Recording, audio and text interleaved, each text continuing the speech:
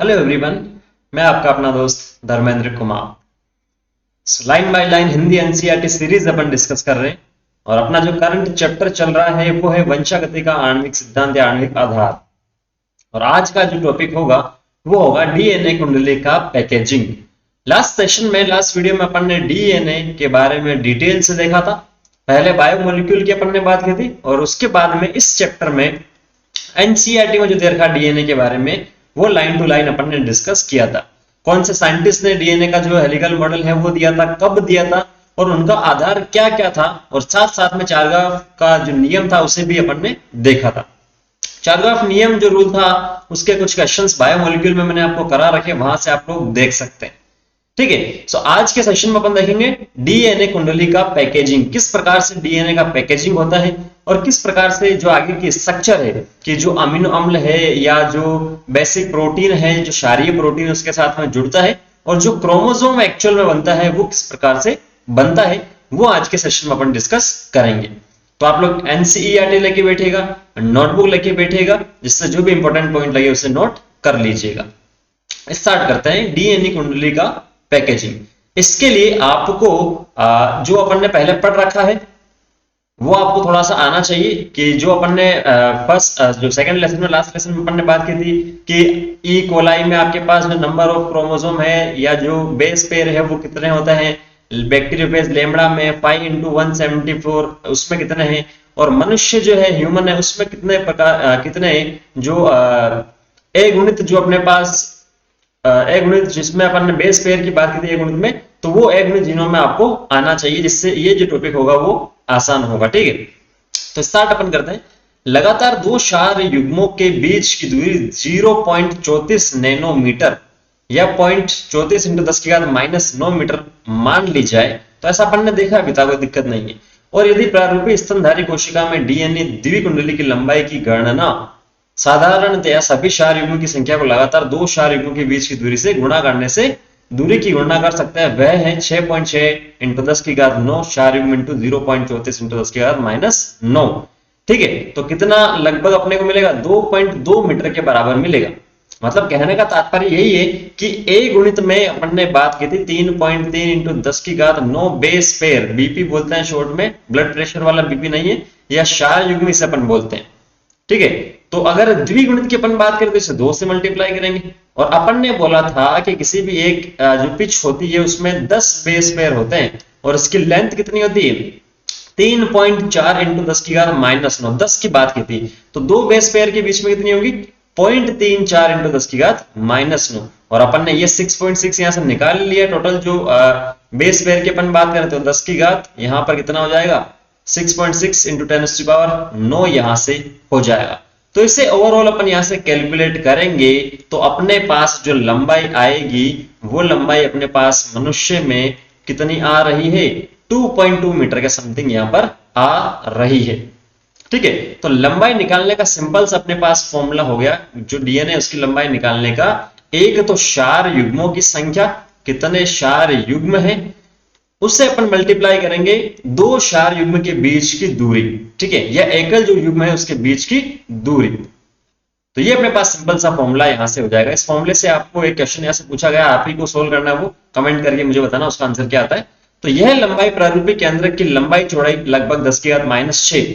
तो केंद्रक की जो लंबाई चौड़ाई कितनी है, 10 की घात -6 लगभग इन्होंने बता रखी। ये भी इंपॉर्टेंट यहाँ पर है, जो सेल वाला चैप्टर है, कोशिका वाला चैप्टर है 11th क्लास में, उसमें ये नहीं बता रखी है, तो उससे काफी अधिक होती है। इस तरह एक लंबा बहुलक एक कोशिका में कैसे पैकेज होता है। ठीक है, तो ये कुंडलन अभी आगे अपन करेंगे तो ये पैकेजिंग वाला यहाँ पर आ जाएगा।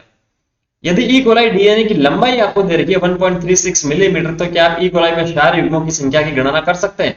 तो ये आप कर सकते हैं। आपको यहाँ पर लंबाई दे रखी है, क्षार युग्मों की गणना आपको यहां से करनी है। अब आप कैसे करेंगे ये आप लोग सोचिए, कमेंट करके बताइएगा, अन्यथा मैं एक शॉर्ट्स यहां पर बना दूंगा अगले सेशन तक, आप कमेंट करके बताएंगे तब तक, जिसमें आपको इसका आंसर यहां से मिल जाएगा। क्लियर है? ठीक है, तो इसका आंसर आप लोग सोचिए एक बार, जो लास्ट लेसन में अपन ने पढ़ा उसके आधार पर तो आ जाएगा, आपको कोई दिक्कत वाली बात नहीं है। और वैसे इसका आंसर मैं अगले सेशन में असीम केंद्र की, जैसे ई कोलाई असीम केंद्र की का मतलब प्रोकैरियोट, ठीक है, जिसमें जो न्यूक्लियस होता है, जो केंद्रक होता है, वो वेल डिफाइंड नहीं होता है। प्रो का मतलब क्या होता है? अर्ली। प्रो का मतलब अर्ली। कैरियोट जो लिखा, कैरियोट का मतलब होता है केंद्रक, मतलब केंद्रक जो एक्चुअल में केंद्रक मिला था उससे पहले की जो अवस्था थी, इसके चारों तरफ केंद्रक भित्ति वगैरह यहाँ से जो कवरिंग है वो यहाँ पर देखने को नहीं मिलती है। जो गुणसूत्र रहता है कोशिका में वो बिल्कुल फ्री होता है, ठीक है। तो उसे अपन बोलते हैं असीम केंद्र की। जैसे ई कोलाई जिसमें स्पष्ट केंद्रक नहीं मिलता है, इसके बावजूद भी डीएनए पूरी कोशिका में नहीं फैला होता है। मान लीजिए कोई कोशिका है और ये इसमें केंद्रक है, ससीम केंद्र की बात करते तो इसमें डीएनए क्या हुआ? केंद्रक में हुआ। लेकिन दूसरे केस में आपके पास असीम केंद्र की जिसमें केंद्रक ऐसा कुछ भी नहीं है, लेकिन फिर भी जो डीएनए है वो पूरे केंद्रक में नहीं फैला होता है। ऐसा क्यों? तो डीएनए जो होता है वो ऋण आवेशित होता है, फॉस्फेट होता है इसके ऊपर, PO4-3 की अपन ने बात की थी, तो ऋण आवेशित होता है। और कुछ प्रोटीन जो क्या होते हैं? धनावेश युक्त होते हैं, इसे बंद कर एक जगह पर स्थित होते हैं। तो ये मान लो डीएनए था और इसके साथ में कुछ प्रोटीन यहां पर जुड़े होते हैं, तो प्रोटीन पॉजिटिव हो गए और यहां पर क्या हो गया? डीएनए नेगेटिव हो गया, तो इनके बीच में क्या होगा? आकर्षण वैसे ही हो जाएगा। तो जिसे केंद्रकाभ या न्यूक्लियोइड कहते हैं। तो यहां जब इस प्रकार की स्ट्रक्चर अपने को मिलती है, इसे अपन क्या बोलते हैं? केंद्रकाभ। केंद्रकाभ या न्यूक्लियोइड इंग्लिश में इसे अपन बोलते हैं, ठीक है। न्यूक्लियोइड में डीएनए बड़े लूपों में व्यवस्थित होता है जो प्रोटीन से जुड़ा होता है। इसी प्रकार से कुछ होता है, जैसे मान लो ये डीएनए था, ये डीएनए था, उसके साथ में ये प्रोटीन, ये प्रोटीन, प्रोटीन, ठीक है, इस प्रकार से जुड़ा होता है। ससीम केंद्र की, ये जो न्यूक्लियस में लिखा अभी इसके बारे में बात करेंगे। ससीम केंद्र की, ये तो अपन ने बात कर ली प्रोकैरियोट्स की, या जिसमें केंद्रक वेल डिफाइंड नहीं होता है। जबकि अब ससीम केंद्र की या सुकेंद्र की, मतलब जिसके अंदर केंद्रक मिलता है, ये कोशिका है, ये केंद्रक है, इसके अंदर डीएनए की पैकेजिंग यहां पर होगी, ये अपने पास साइटोप्लाज्म या कोशिका द्रव्य होगा। तो ससीम केंद्र की में यह संरचना और काफी जटिल होती है। धनात्मक आवेशकारीय प्रोटीन, क्योंकि डीएनए तो हमेशा आपको ध्यान में रखना कैसा होता है? नेगेटिव होता है। तो इसमें धनात्मक आवेश वाले जो प्रोटीन होते हैं, ठीक है, तो ये धनात्मक आवेशित एक क्षारीय प्रोटीन होता है, अम्लीय नहीं होता है। कौन से होते हैं? क्षारीय होते हैं, ये भी इंपॉर्टेंट है इसके अंदर, जिसे अपन हिस्टोन कहते हैं। प्रोटीन का समूह होता है जिसे अपन क्या बोलते हैं? हिस्टोन बोलते हैं। एक सिंगल प्रोटीन नहीं है, प्रोटीन का समूह है, उसे अपन बोल रहे हैं हिस्टोन। इस प्रोटीन का आवेशित पार्श्व श्रृंखला में स्थित अमीनो अम्लों की बहुलता पर निर्भर करता है। तो ये जो प्रोटीन है यहां पर अपन बात कर रहे हैं, इस पर जो आवेश है वो किस पर निर्भर कर रहा है? अमीनो एसिड पर निर्भर कर रहा है। ऐसा क्यों? क्योंकि जब बायोमोलिक्यूल मैंने आपको पढ़ाया था तो अमीनो अम्ल के 3 प्रकार बताए थे, ठीक है। एक धनात्मक वाले की अपन ने बात की थी, दूसरा ऋणात्मक वाले की अपन ने बात की थी, और तीसरा उदासीन की अपन ने बात की, वहां बता रखा है।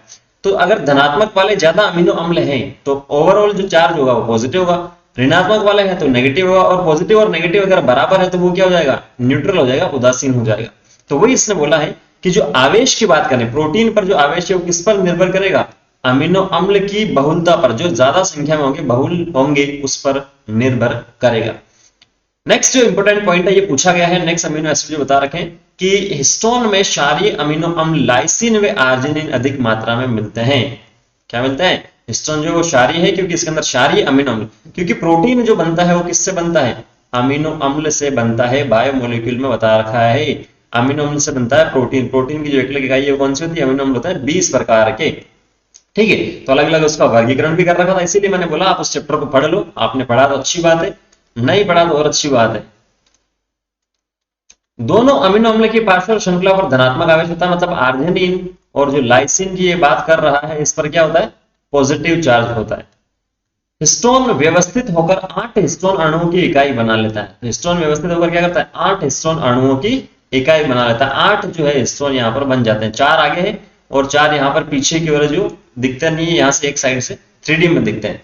तो 8 है, तो इसे अपन बोलते हैं हिस्टोन अष्टक।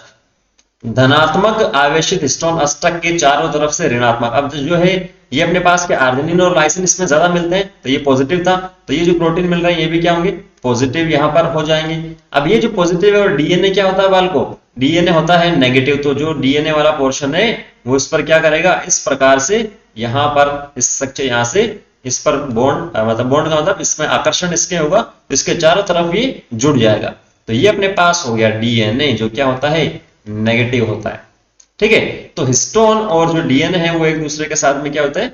जुड़ जाते हैं, नेगेटिव और पॉजिटिव। डीएनए नेगेटिव है, हिस्टोन क्या है, पॉजिटिव है। और इस प्रकार की जो स्ट्रक्चर मिलती है उसे अपन बोलते हैं न्यूक्लियोसोम। क्या बोलते हैं, न्यूक्लियोसोम। चित्र 6.4 ए यहाँ पर देखो, ये देखो ये स्टोन है, स्टोन के अष्टक जो बोला है 8 होते हैं। सिलेबस में तो अपने नहीं है, बाकी H1 जो जैसे लिखा है, H2A होता है, H2B होता है, इस प्रकार से अलग अलग 8 होते हैं। ठीक है, तो वो अलग अलग 8 मतलब 5 होता है, तो उसमें कुछ रिपीटेड यूनिट होती है, तो वो अपने सिलेबस में नहीं है, अभी केवल डायग्राम के हिसाब से देखेंगे। H1 स्टोन यहाँ पर अपने पास लिखा, ये स्टोन यहाँ पर बता रखा है, ये स्टोन अष्टक है, टोटल 8 इसके अंदर होता है। दिखने में एक लग रहा है लेकिन 8 होता है। स्टोन अणु का सार भाग है, और इसके चारों तरफ ये जो है अपने पास क्या है, डीएनए है जो लिपटा हुआ है यहाँ से, ये एक बोल के चारों तरफ रस्सा लपेटता है सेम वैसे। तो इस स्ट्रक्चर को अपन क्या बोलते हैं, न्यूक्लियोसोम, जिसमें डीएनए है और जिसमें क्या है, हिस्टोन प्रोटीन है, उससे अपन बोलते हैं न्यूक्लियोसोम। जबकि प्रोकैरियोट या असीम केंद्र की में इससे अपन ने क्या बोला था, न्यूक्लियोइड बोला था या केंद्र का बोला था। मोस्ट इंपोर्टेंट पॉइंट है, इसे ध्यान में रखिएगा। एक प्रारूपी न्यूक्लियोसोम, जो न्यूक्लियोसोम की अपन ने यहां पर बात कर रही है, तो इस प्रारूपी न्यूक्लियोसोम में अपने पास कितने क्षार युग्म होंगे, 200 क्षार युग्म होंगे, बेस पेयर होंगे। मतलब इस डीएनए में कितने होंगे, 200 बेस पेयर होंगे। केंद्रक में मिलने वाली एक संरचना जिस पर न्यूक्लियोसोम एक के बाद एक मिलते हैं उसे क्रोमेटिन कहता है। तो क्या होता है कि कुछ स्ट्रक्चर इस प्रकार से होती है, न्यूक्लियोसोम जो होता है एक के बाद एक इस प्रकार से ये मिलता रहता है, जिसमें डीएनए भी है और जिसमें अपना जो हिस्टोन प्रोटीन है वो भी। उसे अपन क्या बोलते हैं, उसे अपन बोलते हैं क्रोमेटिन। इंग्लिश और हिंदी में सेम है।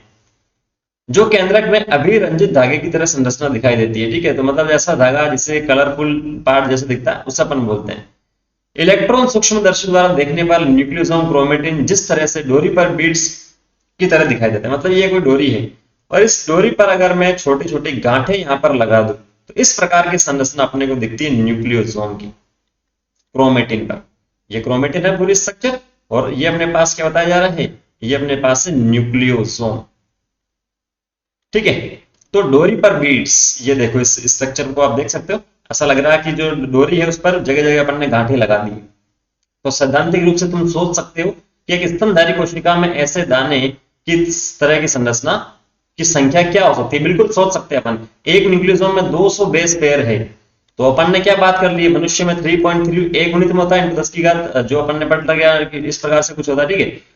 और 9 की बात करें और द्विगुणित में 6.6 होता है, तो आपको 200 बेस पेयर में एक है, तो इतने में आप कैलकुलेट कर सकते हो और संरचना जो संख्या वो बता सकते हो, इजी है, कोई दिक्कत नहीं।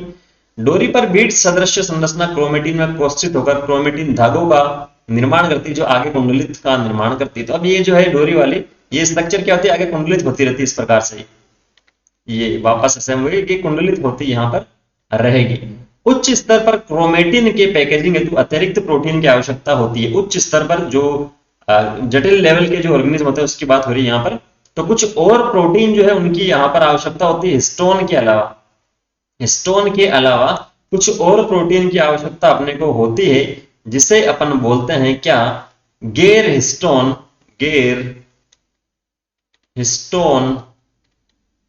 गुणसूत्रीय प्रोटीन। ठीक है, जो लिखा है यहां पर गैर हिस्टोन गुणसूत्रीय प्रोटीन, एनएचसी जिसे बोलते हैं, एनएचसी नॉन हिस्टोन जो क्रोमोसोमल प्रोटीन है, एनएचसीपी जिसे बोलते हैं। मतलब हिस्टोन के अलावा जो दूसरे प्रोटीन मिल रहे हैं जिससे क्या हो, पैकेजिंग अच्छे से हो, उसे अपन बोलते हैं नॉन हिस्टोन या गैर हिस्टोन। हिस्टोन के अलावा, हिस्टोन के गैर। एक प्रारूपिक केंद्रक में कुछ जगह पर क्रोमेटिन ढीले ढाले बंधे होते हैं, जिसे यू क्रोमेटिन कहते हैं। तो कुछ केंद्रक ऐसे भी होते हैं जिसमें जो क्रोमेटिन होते हैं वो क्या होते हैं, ढीले ढाले इस प्रकार से होते हैं, और कुछ ऐसे होते हैं जो अच्छे तरीके से, अच्छे ढंग से बंधे होते हैं, इस प्रकार से मान लो। तो इसे अपन बोलते हैं हेट्रोक्रोमेटिन और इसे अपन बोलते हैं यू क्रोमेटिन। ठीक है, तो ढीले ढाले होंगे तो वो हल्के अभिरंजित होंगे, हल्के कलर में दिखेंगे अपने को, जबकि ये जो है अच्छे ढंग से बने होंगे तो वो क्या होंगे, गाढ़े रंग में अपने को यहां से दिखेंगे। आगे बात समझ में, तो ये थोड़ा सा आपको ध्यान में रखना है, इंपॉर्टेंट काफी इसके अंदर चीजें हैं। तो मेनली अपन ने NHC non histone chromosome protein की बात कर रखी है, यहाँ पर ये शॉर्ट फॉर्म देके पूछ सकता है कभी भी। तो यू क्रोमेटिन, ये ध्यान में रखना है, यू क्रोमेटिन और हेट्रोक्रोमेटिन दो प्रकार के होते हैं। डिफरेंस यहाँ पर दो डिफरेंस है, ये मैंने आपको बता दिए हैं। एक जो होता है ढीला ढाला होता है, दूसरा एक काफी अच्छे ढंग से बंधा होता है। एक हल्का विरंजित होता है, दूसरा गाढ़ा यहाँ पर होता है। ठीक है, तो ये पैकेजिंग भी यहाँ पर क्या होती है, कंप्लीट यहाँ पर होती है डीएनए की। तो आप लोग एनसीईआरटी बढ़िया, कोई डाउट है तो कमेंट करके पूछ सकते हैं, अन्यथा डाउट की पिक्चर सेंड करनी है तो इंस्टाग्राम पर मैं आपको धर्मेंद्र कुमावत से मिलूंगा, वहां आप सर्च कीजिए और मैसेज कीजिए, जो आपका डाउट है वो वहां पर आपके डाउट को सोल्व किया जाएगा। तो मिलते हैं नेक्स्ट सेशन में। Thank you, all the very best.